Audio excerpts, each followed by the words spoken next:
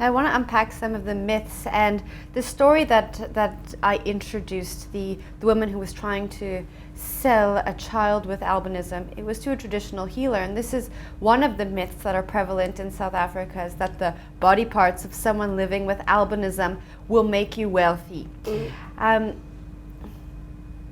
What do you think about when you hear people saying this? Okay. It is very sad and very frightening when you hear that a person with albinism's body parts can make one rich, or even the hair. Especially in fishing communities, they believe that if you take the hair and tie them in a boat, you're gonna catch many fish, and you see such things. It's very.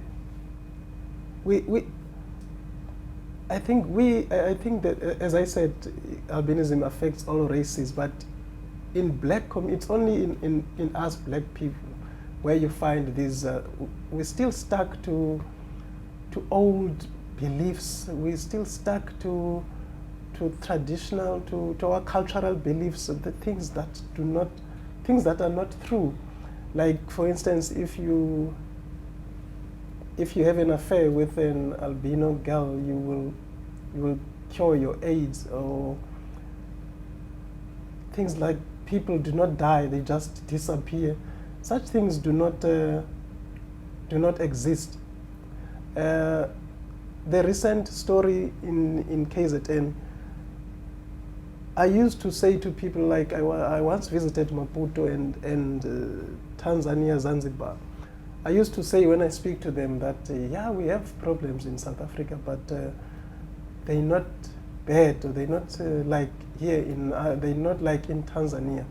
But now I think I need to change that tune after what happened in KZN, because really, last year the girl called Tandazile was killed, and recently there was a boy that also that went missing also there in KZN, and now recently this girl who sold body parts to the traditional healer. So that shows that things are. We have major problems in South Africa, particularly KZN. So I'm not sure if they are influenced by people from other countries, or where does this now all of a sudden come from? Because I thought we were civilized, I thought we were educated, I thought we were developed, we were understanding, we were moving forward. But now, after what has happened, I'm stunned. Now, Sylvia, going off of what Vinkosi is saying, have you ever feared for your life? I have to. If things are happening nearby me now, I have to. Everywhere I go, I have to look at my bag, because now I don't know when is it going to be announced in Cape Town. Maybe I'll be the next person. You see, because it was far, and now it's becoming closer, and I'm not sure why, because even the stories itself, it's contradicting itself, because now how can we possess luck and then at the end of the another hand we are cursed? Do you understand what I'm saying? Because even these beliefs, we possess luck, how can we then be cursed? Because now when we were born, you are cursed because you are white. Why is this? Because they believe that there's something that your parents, that God doesn't want, or something, or the ancestors, is that there's a message from the ancestors, all those things. And then there's this belief now that our body parts now can possess luck to other people and wealth. So it's really like people need to think, really, because if I am born, it's not as if I came from wherever. And you know what then it makes it difficult is that if we talk about albinism, albinism comes even from plants, animals. There is no discrimination. There is nothing from those. Do you understand? So albinism is not just only from like human side. It's from coming from like different parts of the world, everywhere. You can find it different. So we don't see animals discriminating each other because the other one, like, was born with like white patches or white or whatever. You see. So I think really South Africa needs to wake up.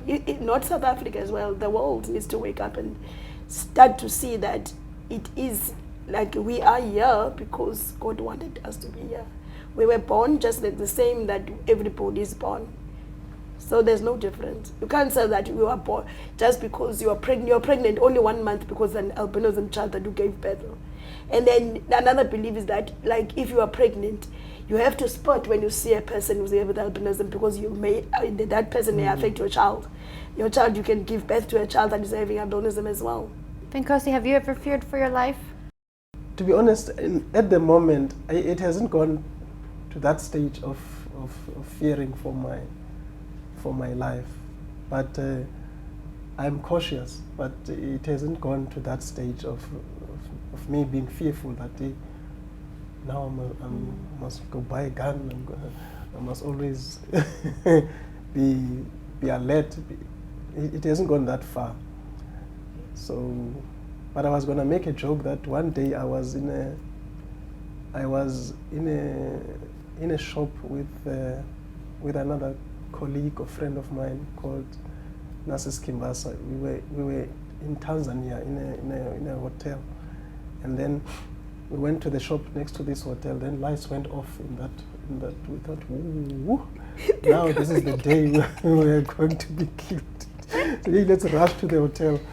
So yeah, that is. I've never feared for my life. Yeah. Now, in South Africa, yeah.